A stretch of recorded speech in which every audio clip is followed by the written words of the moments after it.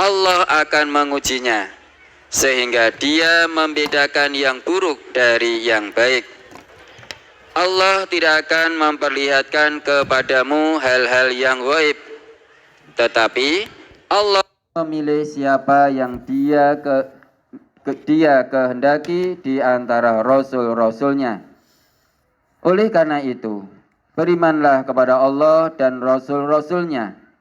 Jika kamu beriman dan bertakwa, kamu akan mendapat pahala yang sangat besar. Quran Surat Ali Imran ayat 179. Kata hasiba dalam ayat ini bermakna donna atau menduga atau mengira. Sedangkan huruf hamzah di depannya merupakan istifham atau kata tanya. Ibnu Katsir mengatakan, istifham dalam ayat tersebut adalah istifhamu inkarin, pertanyaan pengingkaran. Syihabuddin al-Alusi menyimpulkan bahwa istifham dalam ayat ini merupakan lil inkari, yakni untuk pengingkaran. Bisa juga sebagaimana dinyatakan Asy-Syaukani, bermakna litakrir wa taubih, teguran dan celaan. Artinya, mereka tidak dibiarkan begitu saja mengatakan telah beriman tanpa diuji dan dicoba seperti yang mereka kira. Mereka benar-benar akan diuji untuk membuktikan kebenaran pengakuan iman mereka. Kata yuftanun berasal dari kata al-fitnah. Ada beberapa pengertian yang diberikan oleh para mufasir mengenai kata tersebut. Mujahid, sebagaimana dikutip Ibnu Jarir, memaknainya la yuftanun sebagai la yubtalun, yakni mereka tidak diuji. Menurut An-Nasafi, pengertian al-fitnah di sini adalah al-imtihan, yakni ujian yang berupa taklif-taklif hukum yang berat, seperti kewajiban meninggalkan tanah air dan berjihad melawan musuh, melaksanakan seluruh ketaatan dan meninggalkan syahwat, ditimpa kemiskinan, paceklik, dan berbagai musibah yang melibatkan jiwa dan harta, dan bersabar menghadapi kaum kafir dengan berbagai gangguan dan makar mereka. Secara umum, Allah Subhanahu wa Ta'ala menguji keimanan kaum muslimin itu dengan dua jenis ujian, sebagaimana dinamika dan ketentuan yang berlaku dalam kehidupan di dunia, yaitu ujian kesenangan atau kenikmatan dan ujian kesusahan atau kesengsaraan. Kullu nafsin dha'iqatul maut wa nabluukum bisyarri wal khairi fitnah wa ilaina turja'un. Setiap yang bernyawa akan merasakan kematian. Kami menguji kamu dengan keburukan dan kebaikan sebagai cobaan. Kepada kamilah kamu akan dikembalikan. Quran Surat Al-Anbiya ayat 35. Wa minan nasi man ya'budullaha ala harf fa in asabahu khairun itma'an nabi wa in asabathu fitnatun inqalaba ala wajhi khasirad dunya wal akhirah dzalika huwal khusranul mubin.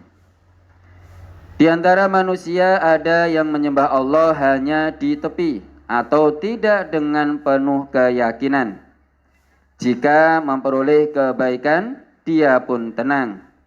Akan tetapi jika ditimpa suatu cobaan, dia berbalik ke belakang atau kembali kufur. Dia merugi di dunia dan akhirat. Itulah kerugian yang nyata. Quran Surat Al-Hajj ayat 11.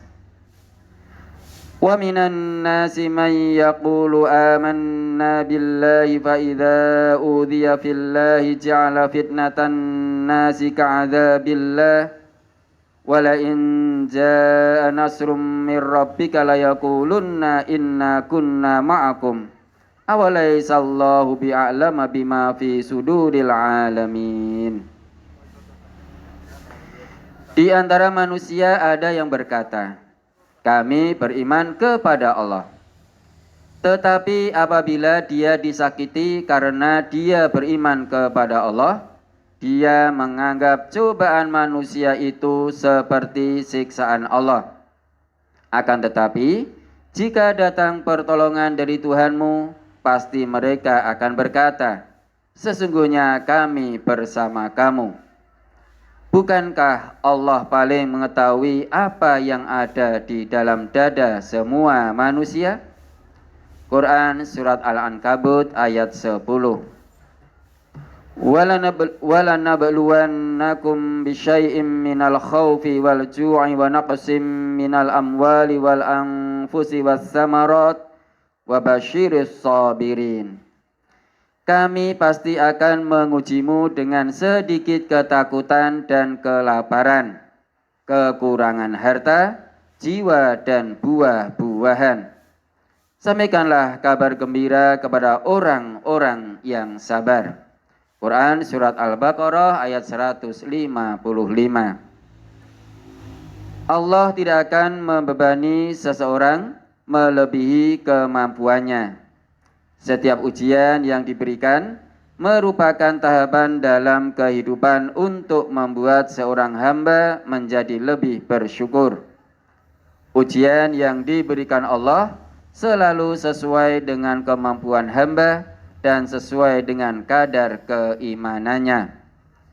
An Mus'ab bin Sa'din an abihi qala qultu ya Rasulullah ayyun nasi asyaddu bala'an qala al-anbiya'u summal amsalu fal amsalu yubtalar rajulu ala hasabi dinihi fa in kana fi dini sulban istadda bala'uhu wa in kana fi dinihi riqqatun ubtuliya ala qadri dinihi fama yabrahul bala'u bil abdi hatta yatrukahu yamshi alal ardi wa ma'alaihi khoti'atun rawahu Tirmidzi. Dari Mus'ab bin Sa'ad dari ayahnya ia berkata, aku pernah bertanya, ya Rasulullah, siapakah manusia yang paling berat cobaannya? Beliau bersabda, para nabi, kemudian orang yang di bawahnya, kemudian yang di bawahnya lagi. Seseorang akan diberi cobaan menurut kadar imannya. Seseorang akan diberi cobaan menurut kadar agamanya. Apabila agamanya kuat, akan mendapat cobaan yang berat. Dan jika agamanya tipis atau lemah, akan diberi cobaan menurut kadar agamanya. Maka terus-menerus cobaan menimpa pada hamba, sehingga Allah membiarkannya ia berjalan di muka bumi dengan tidak mempunyai dosa. Hadis riwayat Tirmidzi, juz 4 halaman 28, nomor 2509. Ini hadis hasan sahih. An Khabbab bin al-Aratti qala syakauna ila Rasulillahi sallallahu alaihi wasallam wa huwa mutawassidun burdatan lahu fi dhillil Ka'bati. Qulna lahu ala tastansiru lana ala tad'ullaha lana. Qala kana ar-rajulu fi man qablakum yuhfaru lahu fil ardi fayuj'alu fihi fayuja'u bil minsyari fayudau ala ra'sihi fayushakku bisnataini wa ma yasudduhu dzalika an dinihi wa yumsyatu bi amsyatil hadidi ma duna lahmihi min atmin aw asabin wa ma yasudduhu dzalika an dinihi. Wallahi la yatimmanna hadzal amru hatta yasirar raqibu min Son'a ila hadramauta la yakhafu illallaha awidziba ala ghanamihi walakinnakum tastajiluna. Rawahul Bukhari. Dari Khabbab bin Al-Arad, ia berkata, kami pernah mengadu kepada Rasulullah sallallahu alaihi wasallam. Ketika itu beliau sedang berada di bawah naungan Ka'bah dengan berbantalkan kain selimut beliau. Kami berkata, apakah tidak sebaiknya engkau memohonkan pertolongan buat kami? Apakah tidak sebaiknya engkau berdoa memohon kepada Allah untuk kami? Beliau bersabda, dahulu ada seorang laki-laki dari umat sebelum kalian, dibuatkan untuknya, lalu ia dimasukkan di dalamnya, lalu diambilkan gergaji, kemudian gergaji itu diletakkan di kepalanya, lalu ia dibelah menjadi dua. Namun hal itu tidak menghalanginya dari agamanya. Dan ada lagi yang disisir dengan sisir dari besi mengenai tulang dan urat di bawah dagingnya. Namun hal itu tidak menghalanginya dari agamanya. Demi Allah, sungguh urusan Islam ini akan sempurna, sehingga orang yang mengendarai unta berjalan dari San'a ke Hadramaut tidak ada yang ditakutinya melainkan Allah atau terhadap serigala atas kambing-kambingnya. Akan tetapi kalian sangat tergesa-gesa. Hadis riwayat Bukhari, juz 4 halaman 179. Sebagai seorang mukmin, ujian akan datang silih berganti. Ada ujian yang datang dari kalangan umat Islam sendiri dan ada yang datang dari luar. Akan selalu ada orang yang mendengkinya. Dengki adalah perasaan tidak senang ketika melihat atau mendengar saudaranya mendapat nikmat, dan ia merasa gembira apabila melihat atau mendengar nikmat yang ada pada saudaranya itu berkurang atau hilang sama sekali. In tamsaskum hasanatun tasuhum wa in tusibakum sayyi'atu yafrahu biha wa in tasbiru wa tattaqu la yadurrukum kaiduhum syai'a innallaha bima ya'maluna muhita. Jika kamu memperoleh kebaikan, niscaya mereka bersedih hati. Adapun jika kamu tertimpa bencana, mereka bergembira karenanya. Jika kamu bersabar dan bertakwa, tidaklah tipu daya mereka akan menyusahkan kamu sedikit pun. Sesungguhnya Allah Maha meliputi segala yang mereka kerjakan. Quran Surat Ali Imran ayat 120. Kita mengetahui bahwa setiap orang yang mendapat kenikmatan akan ada orang lain yang tidak menyukainya atau dengki. Dalam makalah disebutkan, fa inna kulladzi nikmatin mahsudun. Maka sesungguhnya setiap orang yang memiliki nikmat itu akan ada orang yang mendengki. Penyebab dengki itu antara lain karena permusuhan dan kebencian, dan mengharapkan agar kenikmatan yang ada padanya hilang dan berpindah ke pihaknya. Dengki juga bisa muncul akibat kesombongan yang menjadi watak dirinya, sehingga ia senantiasa merasa khawatir bila ada orang lain yang lebih hebat dari dirinya dan akan meremehkannya, atau takut kehilangan pengaruh dan pengikut atau massa. Ia takut pengikutnya akan pindah kepada kelompok yang lain.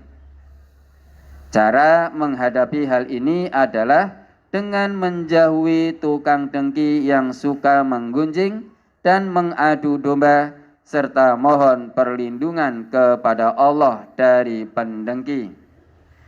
Qul a'udzu birabbil falaq min syarri ma khalaq wa min syarri ghasikin idza waqab wa min syarrin naffatsati fil 'uqad wa min syarri hasidin idza hasad. Katakanlah, aku berlindung kepada Tuhan yang menguasai subuh, dari kejahatan makhluknya, dan dari kejahatan malam apabila telah gelap gulita, dan dari kejahatan wanita-wanita tukang sihir yang menghembus pada buhul-buhul, dan dari kejahatan orang yang dengki apabila ia dengki. Quran Surat Al-Falaq ayat 1-5. An Anas bin Malikin radhiyallahu anhu anna Rasulullah sallallahu alaihi wasallam qala la tabaghadu wa la tahasadu wa la tadabaru wa kunu ibadallahi ikhwana wa la yakhillu li muslimin an yahjura akhahu fawqa salasati ayyamin. Rawahul Bukhari. Dari Anas bin Malik radhiyallahu anhu bahwasanya Rasulullah sallallahu alaihi wasallam bersabda, janganlah kalian saling membenci, janganlah saling mendengki, janganlah saling membelakangi, dan jadilah kalian hamba-hamba Allah yang bersaudara. Dan tidak halal bagi seorang muslim mendiamkan saudaranya lebih dari 3 hari. Hadis riwayat Bukhari, juz 7 halaman 88. Ani Zubair bin al-Awwami radhiyallahu anhu qala qala Rasulullah sallallahu alaihi wasallam tabba ilaikum ta'ul umami qablakum al-hasadu wal baghdau iyal halikatu dini la halikatu sya'ri walladhi nafsu Muhammadin biyadihi la tu'minu hatta tahabbu afala unabi'ukum bi amrin idza fa'altumuhu tahabbtum afsus salam bainakum. Rawahul Baihaqi. Dari Zubair bin Awwam radhiyallahu anhu, ia berkata, Rasulullah sallallahu alaihi wasallam bersabda, akan menjalar kepadamu sekalian penyakit umat-umat sebelum kalian, yaitu dengki dan kebencian yang sangat. Kebencian yang sangat itu adalah pencukur, yaitu pencukur agama, bukan pencukur rambut. Demi Tuhan yang jiwa Muhammad di tangannya, tidaklah kalian beriman sehingga kalian saling berkasih sayang. Maukah aku beritahukan kepada kalian suatu perkara? Apabila kalian melakukannya, niscaya kalian akan berkasih sayang. Tebarkanlah salam di antara kalian. Hadis riwayat Baihaqi, juz 10 halaman 232. B. Munculnya kaum munafik yang selalu membencinya. Sifat munafik lebih berbahaya dari kufur, sebab orang yang munafik itu sering menampakkan wajah keislaman, yakni seakan-akan baik, padahal dirinya menyimpan permusuhan dalam hatinya. Wa idza laqul ladzina amanu qalu amanna wa idza khalau ila syayatinihim qalu inna ma'akum innama nahnu mustahzi'un.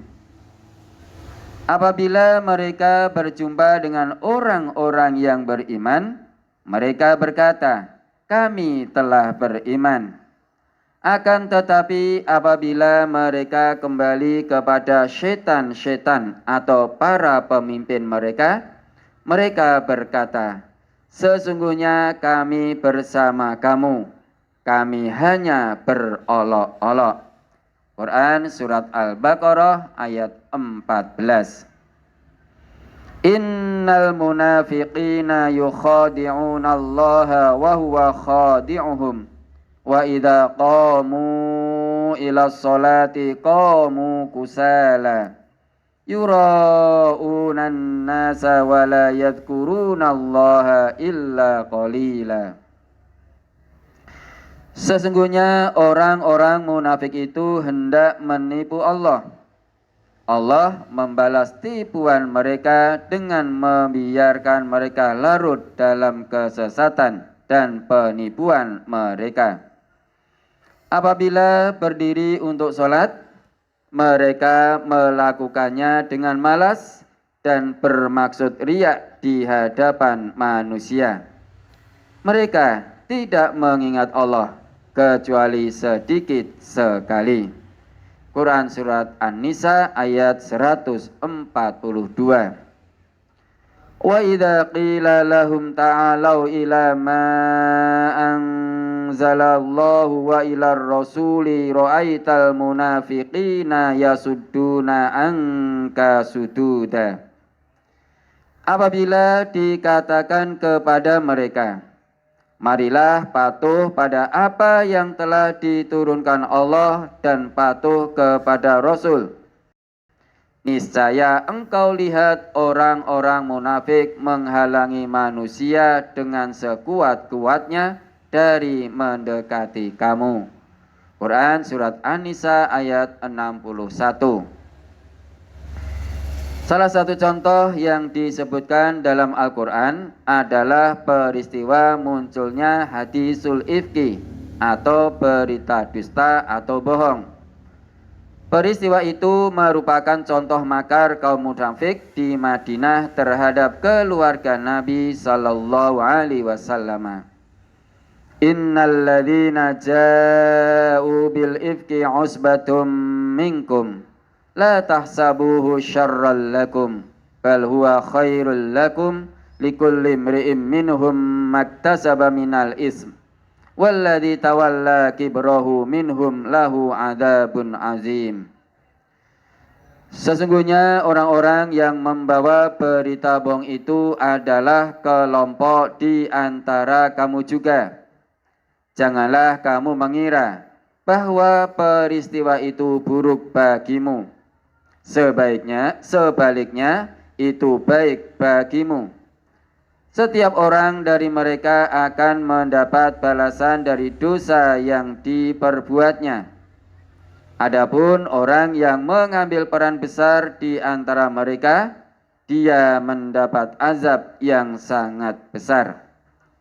Quran Surat An-Nur ayat 11. Untuk melindungi diri dari kaum munafik ini, kita wajib bersandar kepada Allah dan berusaha menyingkap tipu daya dan rencana busuk mereka. Orang-orang munafik itu sangat pandai bersilat lidah dan membolak-balikkan kata-kata untuk mempertahankan maksud dan tujuan mereka.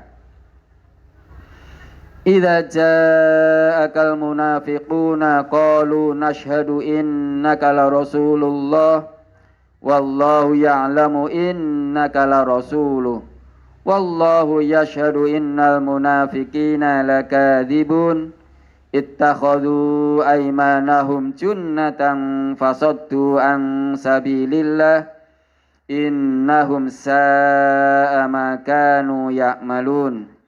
Dzalika bi annahum amanu summa kafaru fatubi'a ala qulubihim fahum la yafqahun. Wa idza ra'aitahum tu'jibuka ajsamuhum wa in yaqulu tasma' liqaulihim ka'annahum khusubum musannadah yahsabuna kulla sayhatin 'alaihim humul aduwwu fahdharhum qatalahumullah anna yufakun. Wa idza qila lahum ta'alau yastaghfir lakum rasulullahi lawaw ru'usahum wa ra'aitahum yasudduna wa hum mustakbirun. Sawa'un 'alaihim astaghfarta lahum am lam tastaghfir lahum la yaghfirallahu lahum innallaha la yahdil qaumal fasikin. Humul ladzina yaquluna la tunfiqu ala man indi rasulillahi hatta yanfaddu walillahi khazainus samawati wal ard walakinnal munafiqina la yafqahun. Yaquluna la irraja'na ilal madinati la yukhrijannal a'azzu minhal azal walillahil 'izzatu walirasulihi walil mu'minina walakinnal munafiqina la ya'lamun. Apabila orang-orang munafik datang kepadamu, mereka berkata, kami bersaksi bahwa engkau adalah benar-benar utusan Allah. Allah mengetahui bahwa engkau benar-benar utusannya. Allah pun bersaksi bahwa orang-orang munafik itu benar-benar para pendusta. Mereka menjadikan sumpah-sumpah mereka sebagai perisai. Lalu mereka menghalangi orang lain dari jalan Allah. Sungguh amat buruklah apa yang selalu mereka kerjakan. Yang demikian itu karena sesungguhnya mereka telah beriman, kemudian menjadi kafir. Lalu hati mereka dikunci mati sehingga mereka tidak dapat mengerti. Apabila engkau melihat mereka, tubuh mereka mengagumkanmu. Jika mereka bertutur kata, engkau mendengarkan tutur katanya dengan seksama karena kefasihannya. Mereka bagaikan seonggok kayu yang tersandar. Mereka mengira